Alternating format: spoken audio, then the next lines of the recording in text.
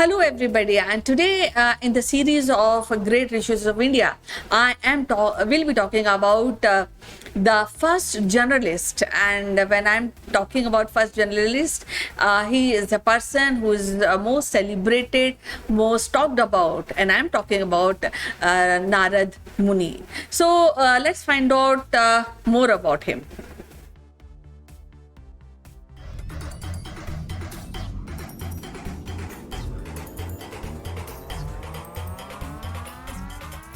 So when I'm talking about Narad Muni, he's a sage of divinity, and he's very famous when we are talking about Hindu tradition. And you know that he was a great traveler, and he was a storyteller. He was also a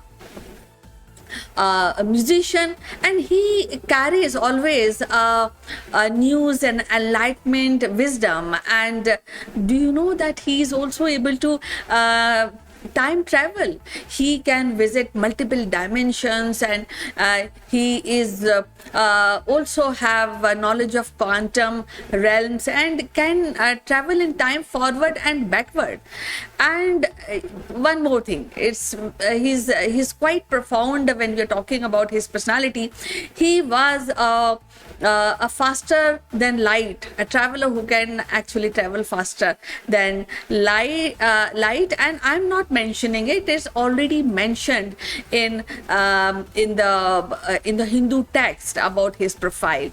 So you know that Narad Muni used to carry this kartal or veena, and also he is generally used to sing lot of prayers and mantras and hymns. And whenever you see his picture, he is being depicted as a great musician, because he was master of all ancient instrument. So let's talk about why it is so important for Narad to discuss. Now I must tell you that Narad was, we can say, he is the first initiator of Bhakti Yoga.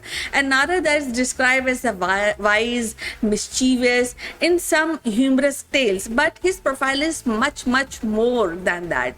He is always depicted as provoking conflict between gods and demons for the sake of the wisdom, and as well as for his entertainment. And you know that even Vaishnav depicts him like that, but above all, they also depict him as pure, elevated person who always glorify Vishnu, because he was a devotee of Vishnu. And that is why it is said that he demonstrated Bhakti Yoga, which is so profound. And if anybody who follows this, he has to go deep into the music and into the Bhakti of the God. And eventually, if anybody does that, they lead to a higher grade of humanity or human development. So when we talk about Narad, he is always depicted as chanting Narayan, and everywhere. So all these texts include the Narad Puran, and there's a Narad Samhita also, which is created somewhere in 6th century, that are all either depicting Narad the way he is, or maybe it is written by Narad, because all these texts mention about the judicial and par excellence, how to really give judgment about anything for that matter. And you know, it is the first text which is integrated with judicial things, plus morality. So moral and judiciary is combined in this text. So this is what mentions Narad in a better profile, because he was a musician par excellence. He was a very good judge of right and wrong, and this is what is being mentioned in Hindu texts.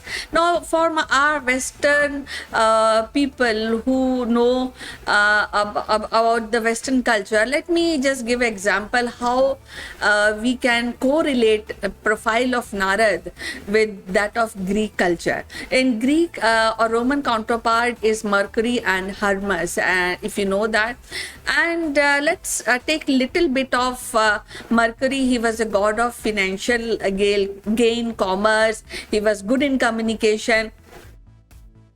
And he is the one who serves and guide the soul of underworld. That is how the Mercury is being depicted in the Greek culture. Let's also tell you about Hermes, who is also considered as herald of the god. He is the protector of humans. He was also considered protector of travelers, merchant. He was a very good orator, very much like Narad, and he was also able to actually quickly move to the worlds of mortal and immortals. So somehow these personalities are related, but when we combine these personality of Greek mythology, I always get a feel that Narad is much more, because he has that ability to travel forward and backward. He can travel not only in underworld but all the spheres which are mentioned in the text around the world. So let's find out that what makes Narad different from these personalities. Now, in Mahabharata, Narad is portrayed as very well versed with the Vedas and Upanishads and histories and the Puran of that era, and Purans, which whatever is mentioned, he has well knowledge about that. He is also kind of master of 6 parts actually. So when we are talking and when we are saying that Narad is a good orator, and this part makes him actually very, very interesting personality. And these 6 parts which he had the mastery is: one is pronunciation, grammar, terms, religious rites, and astronomy. So all these things makes him a perfect, a very profound person, and that is why all celestial being actually used to actually worship him for his knowledge. He is supposed to be well versed with all ancient kalpas, and when we are talking about kalpa, it is the time cycle, and this all is mentioned in ancient texts. He is also termed as the one who makes the correct justice, because always his justice was mixed with the morality of that whole episode. So he combined, as I mentioned, justice and morality together, and then he used to bring out the judgment. He is perfect master of different type of principle which are applied in that phase, and all kind of application of justice or morality is actually being described as he mentioned, or he gave the judgment on particular case by case kind of process.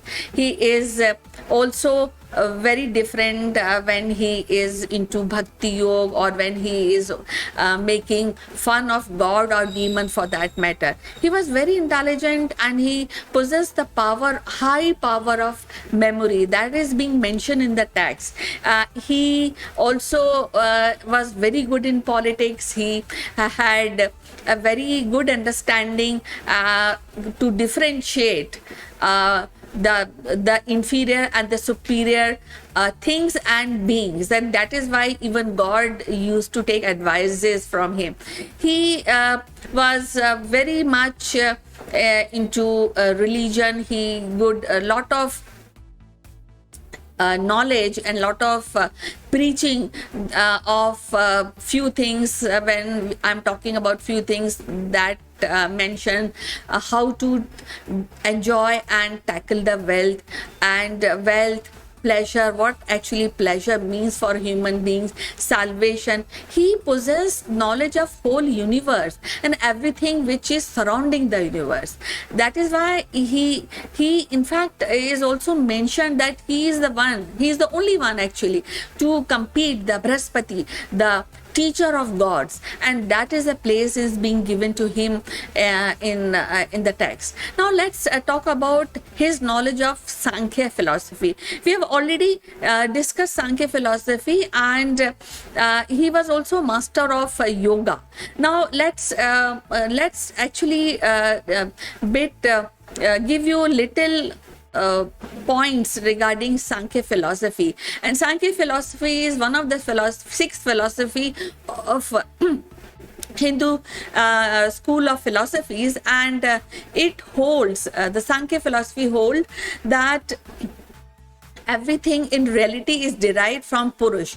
Purush means self, soul, or intellect, and Prakriti, which is matter or creative or energies. And when Purush is witness consciousness with combination of Prakriti, it is absolute, independent, free, beyond the perception and above any experience of mind or senses. It is impossible to actually describe or hold this connection, this combination in words.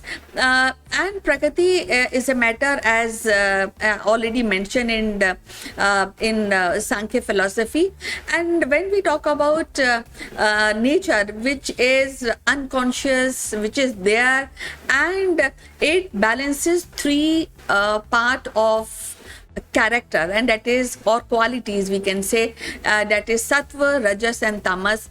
And when we say sattva is like purity, rajas is combination, it's all Hindi terms. When Prakriti comes into contact with Purush, this balance is disturbed. This is what is being discussed in Sankhya philosophy. And Prakriti become manifest of many things and evolve.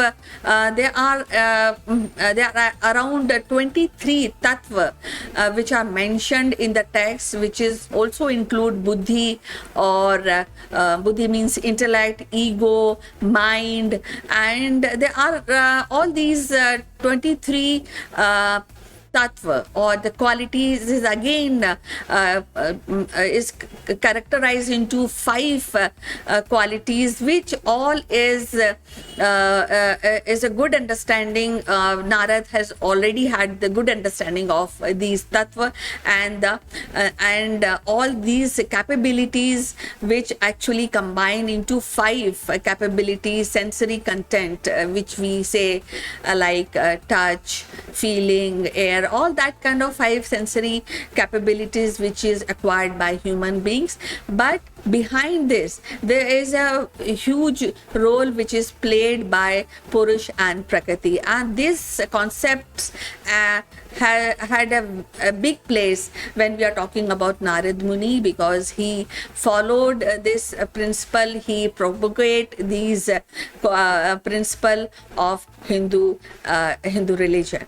Now let's also talk about yoga system, which Narad Muni propagated. He believed in that, and yoga has a special place in Sankhya philosophy. Yoga is inbuilt in Sankhya philosophy. You have to really go deep into really understand the Sankhya, and then yoga eventually give a step for spiritual liberation, which we always talk about, moksha, which generally not only Hindu but around the world people talk about that.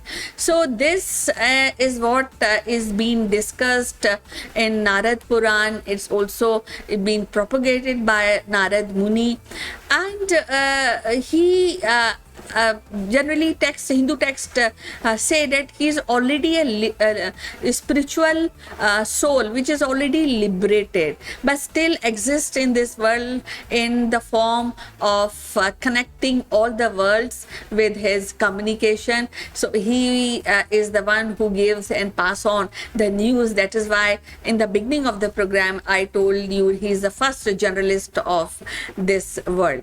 Now, why things are so super when we talk about Narad? Because Hindu text itself mention that Narad Muni was a superhuman. Narad knows 6 sciences apart of all these worldly sciences like treaty, war, military, campaign, maintenance of post. These are all war related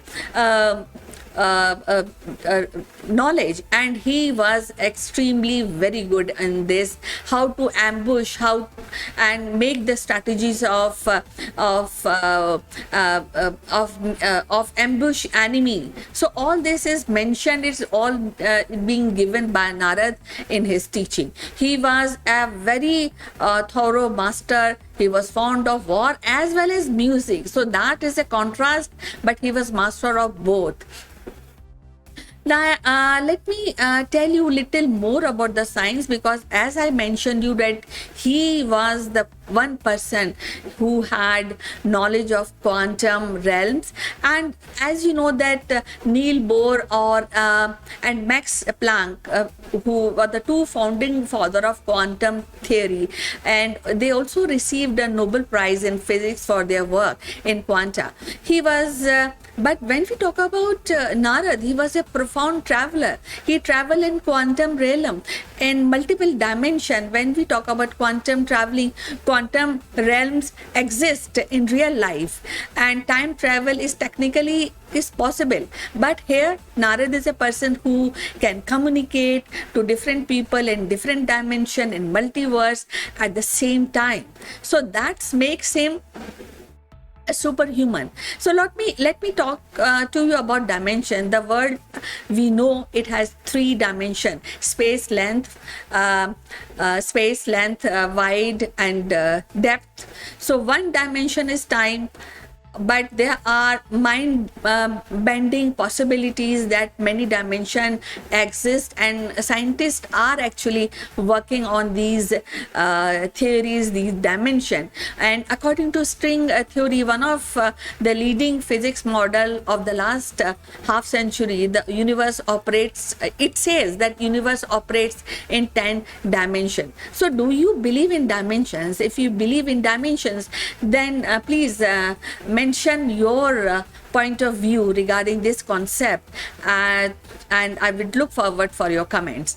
So now here, coming back to Narad's personality, the whole point here we would like to discuss is that we have a person who is still existing in our life, in our mind, who has already defined the concept of physics as we know. So Narad Muni is much above the science, physics, space concept we know, because we are still working on those parameters which Narad already has proven that they exist, but we are still working because technically we know things about all these physical things or physics or quanta, we know about that. But here a person who is actually doing in person, traveling in time, so that makes him a profound personality, that makes him a huge scientist, that makes him a person who understands quanta very much. So all his work made him actually deeply respected, and even not only humans, but even God used to respect him profoundly, as we know. And you see, things are, we have to really understand, we have to read deeply and understand this person. But at the moment, this is I would like to just convey my greatest respect for Narad Muni. And in case if you want to pay more respect or you want to visit one of his temple, we have only one temple of Shri Narad Muni, which is at Karnataka. And if you get time, please do visit this temple. So now, as I was telling you that we have discussed Narad Muni, I look forward your thought process, your comments regarding Narad Muni. And one thing is very sure, that Narad Muni was a great personality because he was able to travel not in multiple dimension in one go, and he was able to talk to different people in different dimension at one point, at 1 minute. I mean, if he's talking to me, he's also talking to a different person in different dimension, and that makes him a very profound and very respected Muni from antiquity. So I'll be meeting again. Till then, take care and bye bye.